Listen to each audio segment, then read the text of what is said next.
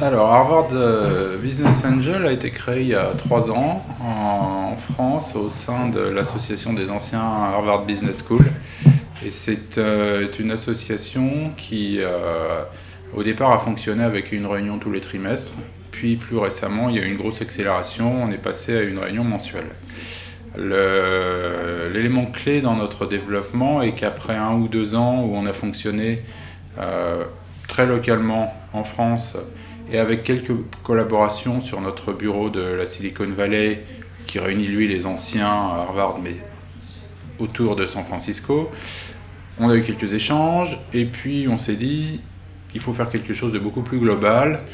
On en a parlé à l'école, qui nous a donné son go, d'une part parce que l'activité réunit vraiment les anciens et crée cet esprit ensemble autour de l'entrepreneuriat, qui est une valeur forte de l'école. Et le deuxième point, justement autour de cette valeur forte, l'école aujourd'hui définit un programme axé sur l'entrepreneuriat. Aujourd'hui, la matière entrepreneuriale est la deuxième matière la plus enseignée à l'école en termes de taille du corps professoral.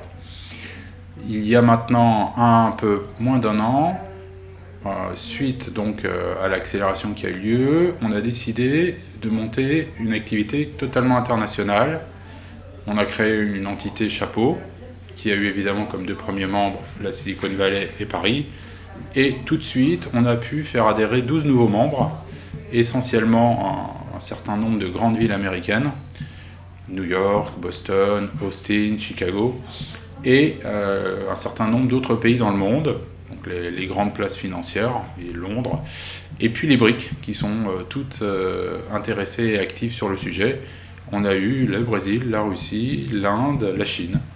Et tous ces bureaux maintenant travaillent en collaboration, où on s'échange nos best practices, où on s'échange un certain nombre de dossiers qui ont vocation à être internationaux, de par leur financement ou leur activité. Comment se déroulent vos sessions? Là aussi, il y a des particularités. Alors nos sessions sont très ouvertes. D'une part, on accepte tant du côté entrepreneur que du côté investisseur des personnes qui ne sont pas diplômées d'Harvard. Donc on est ouvert vraiment vis-à-vis du reste du monde, que ce soit du monde des business angels ou des entrepreneurs. Et d'autre part, on a un côté social qui est très poussé chez nous, puisque la réunion est une véritable occasion de networking, où on démarre par un accueil, on présente 2 sociétés, on a une pause où les gens continuent d'échanger de façon informelle, on présente encore 2 sociétés. Très souvent maintenant on inclut un guest speaker qui est une personne prééminente dans le milieu des affaires, entrepreneur ou dans l'écosystème de l'entrepreneuriat. Et puis ensuite on fait un grand cocktail. 3e occasion de networker et d'engranger des cartes de visite et des contacts. Et ensuite, le grand dîner où tout le monde s'assoit et continue les discussions.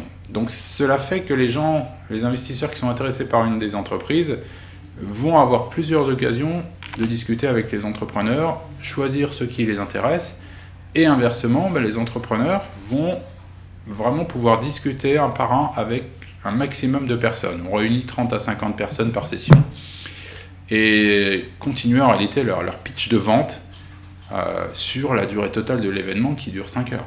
J'ai investi au total dans une dizaine de sociétés, 2 ou 3 ont coulé, 2 ou 3 se sont vendus au prix de l'entrée ou bien sur un multiple léger, et puis j'ai eu la chance une fois d'investir dans une société qui ensuite a été cotée en bourse et j'ai fait un très bon retour sur celle-ci. C'est l'aventure qui est au milieu la plus intéressante, c'est là où il y a le relationnel humain, c'est là où on essaye de construire quelque chose ensemble.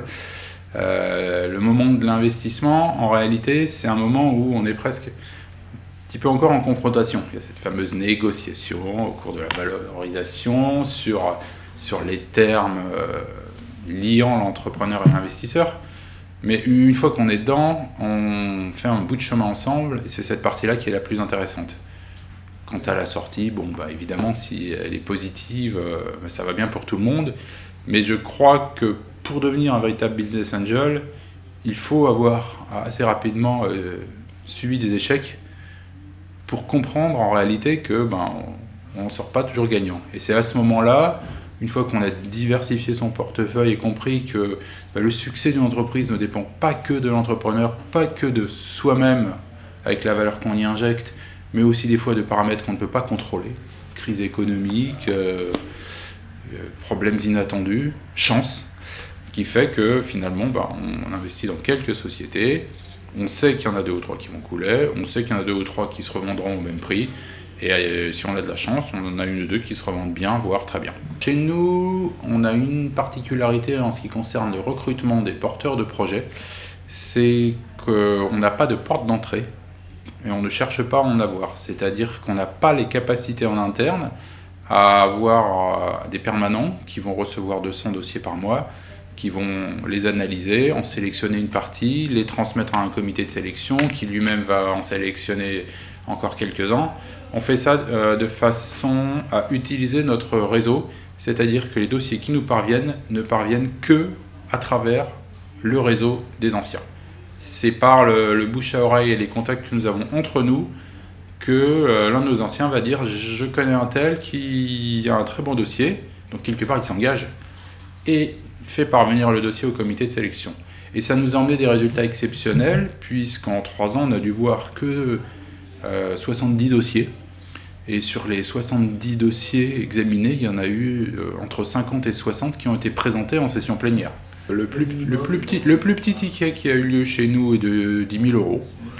Et le plus gros est monté jusqu'à 700 000 €. Et donc vous financez tout type de projet? Tout type de projet.